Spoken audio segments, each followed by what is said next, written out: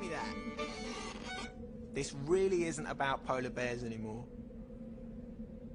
At this very moment, the fate of civilization itself hangs in the balance.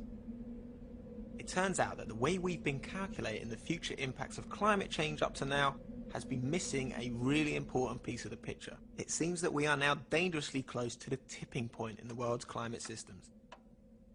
This is the point of no return, after which truly catastrophic changes become inevitable. Think of it like this.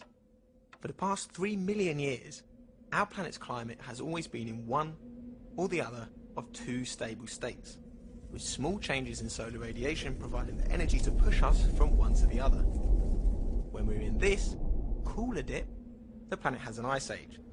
When we're in this warmer one, the planet's climate is very much as it is now, and has been throughout the whole of human history. The problem is that our use of fossil fuels is pushing us further and further out of our little stable dip and up the far slope of this hill. The tipping point is the point at which we cross the peak of the hill, and we no longer need to keep pushing to keep the planet moving towards a much hotter place. It will just keep rolling onwards, all on its own. This tipping point exists because of a set of positive feedbacks in the climate systems, mechanisms that can amplify the effects of man-made warming and lead to runaway change. First, you've got the albedo effect. Basically, white surfaces reflect more solar radiation than dark surfaces. So as global warming from greenhouse gases melts ice and snow, it leaves behind dark ocean or land. These surfaces now absorb more solar radiation than before, so adding to warming, which melts more ice and snow, and so on. Now, uncondensed water vapour is actually a more important greenhouse gas than carbon dioxide. And although we're not actually emitting much water vapour directly, as the planet warms, evaporation rates increase, raising humidity and thickening the Earth's thermal blanket, which in turn raises temperatures, which further increases evaporation rates, and so on. And normally, about half the CO2 emitted each year from human activities is reabsorbed by a combination of forests, plankton, and the ocean itself. But the ocean's surface is becoming more and more acidic as concentrations of CO2 dissolved in it rise. At the same time, the water temperature at the surface is also going up, forming a layer of warm, acidic water that is spreading across the ocean surface, killing off the plankton that locks CO2 out of the atmosphere. Worse, warm water holds less CO2 than cold water, so as it heats up, it actually starts to release some of the CO2 that it had previously absorbed. Now, just like marine ecosystems, land-based ecosystems normally act as carbon sinks, taking carbon from the atmosphere and using it for growth. But as these ecosystems heat up, they become unbalanced. Plants become less and less effective at taking in CO2, while microorganisms in the soil become more and more effective at putting it out, meaning the ecosystem as a whole goes from being a carbon sink to being a carbon source. Eventually, as temperatures rise and rains fail, forests dry out, so when fires start, they don't get put out. All of the forest stored carbon goes up in smoke, adding to the greenhouse gases in the atmosphere, further increasing warming, which further degrades the carbon sinks. Now, up in Siberia, a vast area of frozen peat bog the size of France and Germany combined that we call the permafrost is melting. And as it melts, it releases huge quantities of methane. Now, methane is a greenhouse gas with a short lifespan in the atmosphere. But while there, it has a warming effect more than 20 times as powerful as carbon dioxide.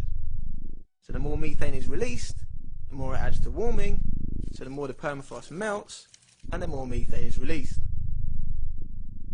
Now, unfortunately, the Arctic tundra is not the only place with large stores of frozen methane. Lurking beneath the seabed, there may be as much as 10 trillion tons of methane stored as frozen crystals at sites around the world. If we raise ocean temperatures by enough, and nobody knows how much is enough, we could trigger the sudden release of this stored methane into the atmosphere. The last time this happened, global temperatures rose abruptly by 10 degrees. So, these are some of the feedback mechanisms that explain why our climate system has a tipping point. Each feedback in the system has its own internal tipping point, and it is the relationships within this complex, mutually reinforcing system that have been missing from our climate prediction models. So far, we've only pushed up global temperatures by around 0.8 degrees centigrade. But because of the 40 or 50-year time lag between emissions and temperature rise, the emissions already in the atmosphere commit us to raising temperatures by around another 0.6 degrees over the coming decades, which could easily be enough to place us right at the peak of the hill, or even over it. If we do pass this critical threshold, global temperatures could soar by as much as 6 degrees. If this happens, the natural world will suffer a mass extinction event which will wipe out the majority of the plants and animals with which we currently share the planet, although there will be a lot more rats, flies, cockroaches and mosquitoes as the world's ecosystems go into meltdown. First human impacts will come in the form of steeply declining access to fresh water. As rainfall patterns change, glacier-fed rivers dry up, and rising sea levels contaminate reservoirs. As crops fail, forests burn, deserts spread, and coastal regions flood permanently, people will start to pack up their things in their billions and move on in search of a better life elsewhere. But where?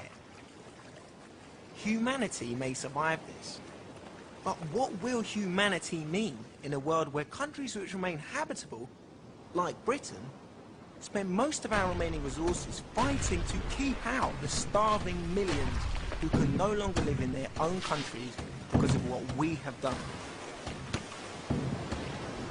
The world is awash with weapons. Enough firearms to arm 1 in every 7 human beings on the planet.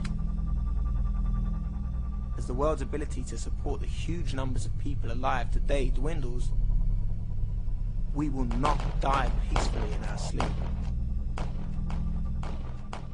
Okay, here's the good news. None of this is inevitable, yet. This is not the time to panic or to despair.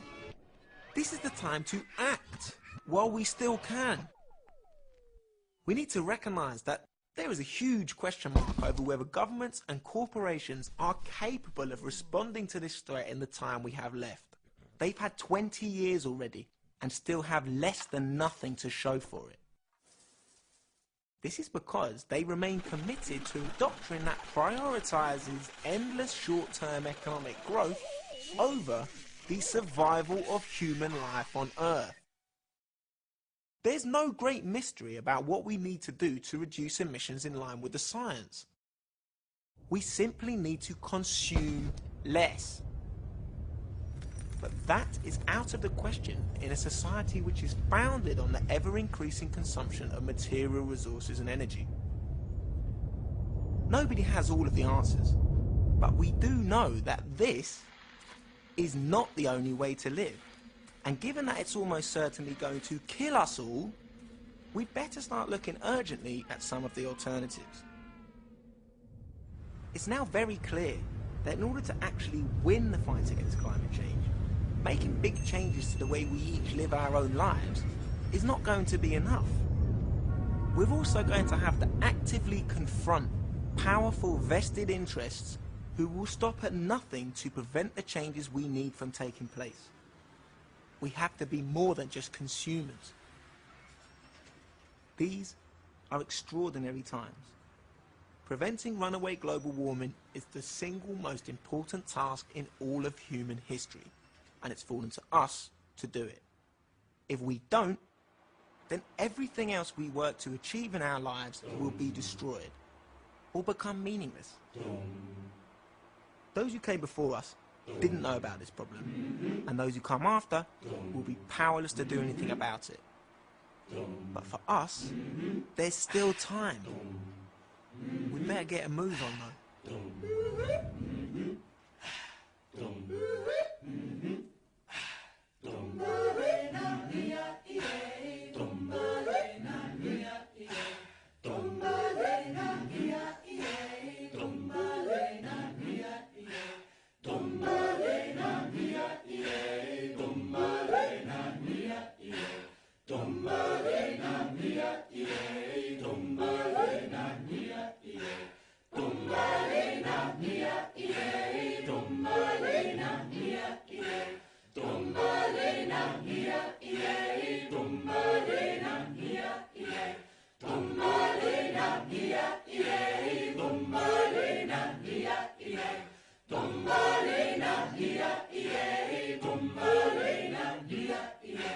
Tumba